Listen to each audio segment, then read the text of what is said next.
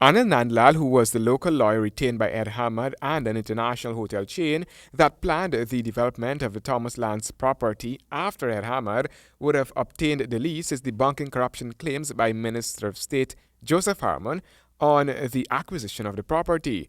Nandlal said that he's yet to see where the corruption existed in the matter. It should be taken into account that such processes usually take a lengthier time.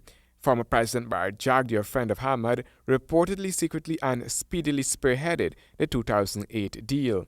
I recall that there were several agencies that were involved in this matter. The Mayor and City Council, because they had to approve a plan and they did it.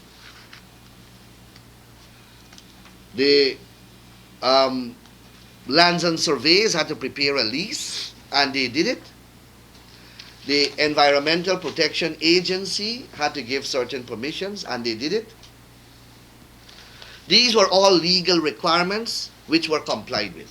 The reason why the project did not materialize, according to Nandlal, was because the original description of the property had been faulty. He said the investors wanted a plot of land no less than 5 acres, but when the lease was acquired, it was discovered that that plot did not meet the requirements of the planned investment. Thus, the investors opted to abandon interest in the lease and returned it to the state. If the investor gave them back the lease 4 years ago and relinquished all his interest and in the premises, and they take 100 years after to revoke the lease, which is a formal act, then who is to be blamed for that? I understand that the Lands and Surveys now comes under Mr. Harmon. He should work to improve the efficiency of that agency rather than direct blame outward. Nandlal is questioning if everything that is expedited is corruption. He feels no corruption took place. I believe Mr. Harmon has advanced the argument that the project was expedited, and that means, according to him, that it is corruption.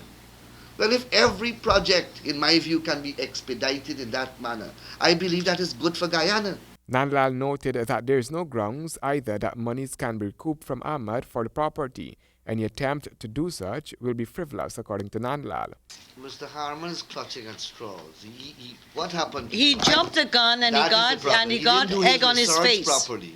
He jumped the gun because he was so anxious to show this wicked Jagdeo and the wicked PPP and the wicked corrupt PPP that he jumped so fast and so high he got egg on his face.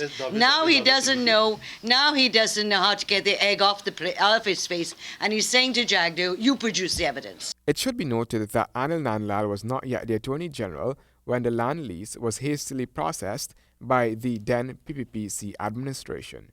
Handel Duncan H, GP Nightly News.